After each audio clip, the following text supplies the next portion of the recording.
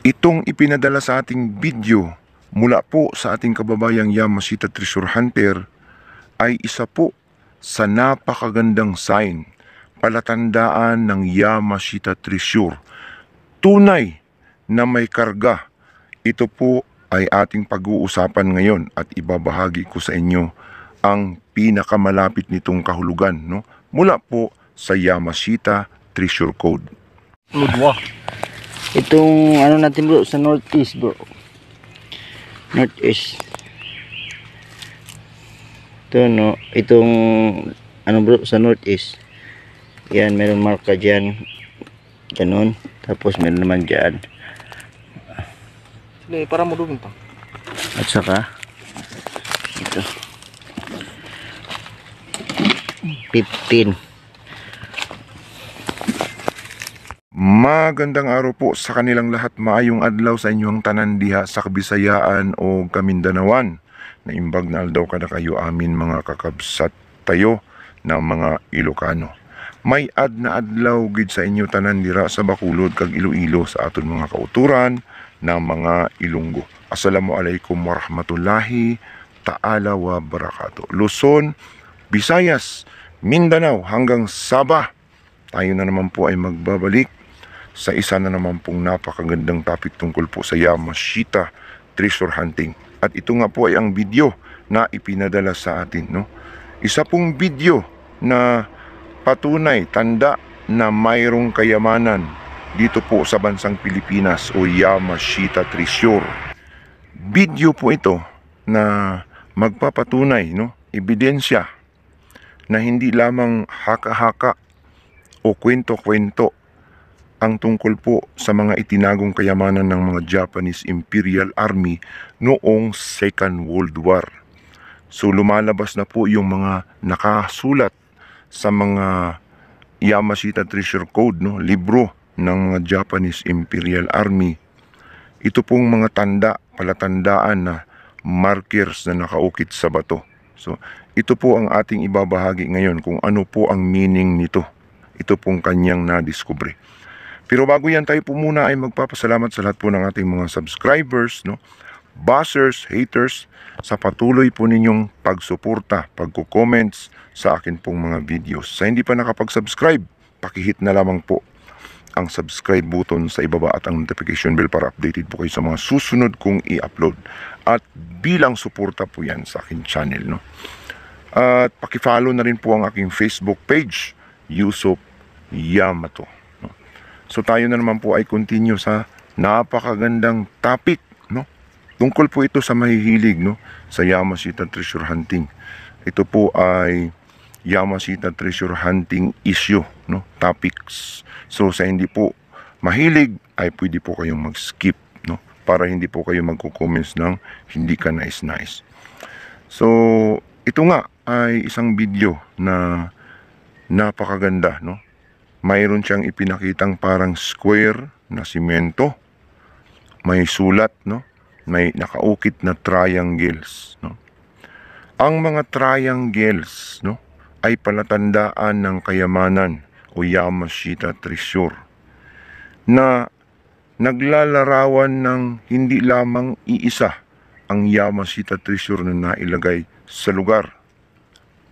Hindi isa, hindi dalawa, kung hindi tatlo, sa tatlong sulok na inilarawan ng triangles ay mayroon po itong sinasabing mayroong ibinaon na tatlong Yamashita Treasure na magkahilira, magkatabi-tabi o magkalapit lamang.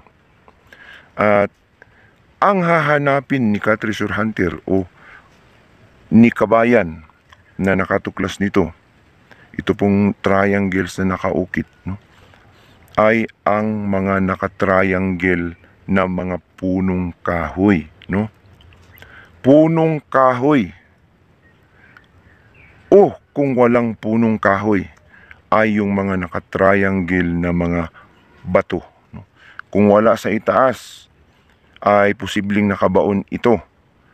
Halughugin natin sa paligid, maghuhukay-hukay tayo, at posibleng makahukay tayo ng mga batong nakatago, no, na nakapurmang triangle ang pagkalagay, no? Nakasinugang kumbaga sa Bisaya.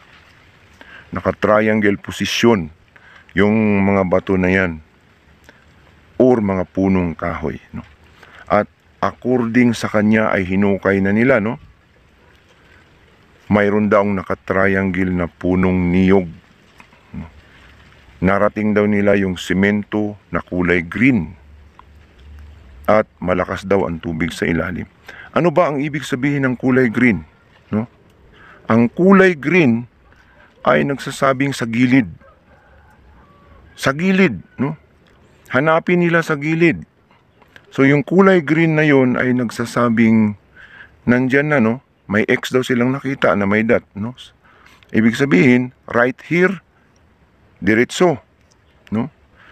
At sinasabing pumailalim pa kayo, no? Posibleng nandoon na ang Yamashita Treasure. Itong lugar na ito pong ipinadala sa atin, ay mula po ito sa Sabah, no? Sabi niya, Malaysia daw siya, nasa Sabah. Hindi po Malaysia ang Sabah, Borneo po yan, no? Parte po yan ng Pilipinas na inangkin ng Malaysia. Pero hanggang sa ngayon ay bilong pagmamay-ari po yan ng bansang Pilipinas. Sapagkat hindi naman talaga yan sa Malaysia, sa mga Pilipino yan, no? Hindi pa yan ibinigay sa Malaysia sapagkat may umaangkin na may-ari niyan. Ito pong Sabah, kaya Borneo, no? So ang Borneo ay isa po sa napakaraming Yamashita Treasure sapagkat diyan po pumunta ang libu-libong mga sundalo, no? Na nakadistino mula po sa mga Japanese Imperial Army, Japanese Imperial Navy. At napakarami pong sikreto dyan. So bukod doon sa triangle na nakikita natin, no, na nakaukit sa semento, ay mapapansin natin na ang semento ay kurting gold bar, no? Pahaba. Parang 75 kilos na gold bar, no? At may tatak ito na number 15, no? Ano bang ibig sabihin ng number 15? So wala naman tayong nakita na mga number 15 sa Yamashita Treasure Code, no? May number 1 at mayroong number 5, no? Pero pwedeng hindi iyon ang ibig sabihin.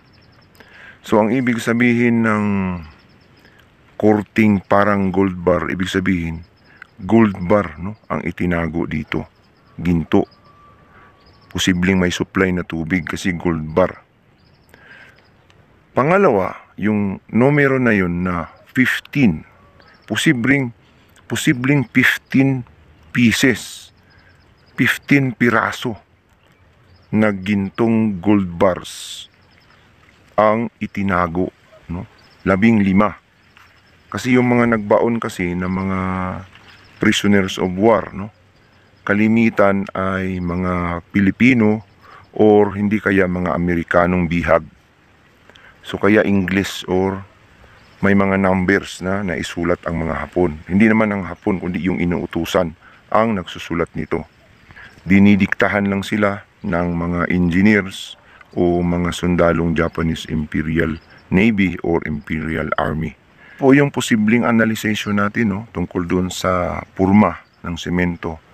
Gold bar, no, gold bar ang itinago at yung numbers ay 15 pieces na gold bars, no, na posibleng malalaki kasi yung disenyo niya malaki, yung semento na parang gold bars maaring malalaki, no, na 20 kilogram pataas yung mga nakatago, no. Sa dami niyan na 15 pieces na malalaki ay malaking halaga yan sa pera ng Pilipinas, no. Kuwan talaga yan, Yamashita Treasure talaga yan. So yun po yung analysis natin tungkol doon sa sign markers na nabidyohan ni Katresure Hunter, no. Sa lahat po ng ating mga kababayang marurunong, napakagaling, pwede po ninyong ilabas ang inyong galing dito sa analyze. Pwede po kayong magdagdag ng inyo pong komento sa inyo pong mga karanasan kung kayo nga ay talagang nakakakuha na ng mga ganitong klaseng sign markers, pwede po ninyong i-comment yan para po makapagbigay ng idea sa lahat po ng ating mga kababayang nangihingi ng tulong o kinakailangan ng tulong para po matuklasan itong mga ganitong klaseng sign markers ng Yamashita Treasure. Hanggang dito na lamang po tayo, no? Sana po ay nagdulot ito ng magandang idea, nakapagbigay sa atin ng kaunting clue, no, para po matuklasan ang itinagong kayamanan o Yamashita Treasure sa iba't ibang lugar sa bansang Pilipinas, no. Sa lahat po ng ating mga kababayang nais magpadala ng inyo pong mga videos, ay ipadala lamang po ito sa atin pong messenger, no, Yusuf Yamato. Yung mga nakakakuha na, huwag kayong mahiyang magbahagi ng videos, no, para ma-share natin. Huwag nyo lang lagyan ng inyong pangalan, address, or iwasan ninyong iikot-ikot ang inyo pong mga kamera para hindi kayo matrace, no. So hanggang dito na lamang po sa ulitin, no. At bago tayo mag-say goodbye, nais po nating humingi ng sorry kung mayroon po tayong nasabing hindi ka nais-nais o tayo po ay mayroong pagkakamali. Salamat po uli. Ito po ang inyong ka-treasure hunter nagsasabing kapag tayo po ay naghahanap, tsak na tayo ay makakahanap.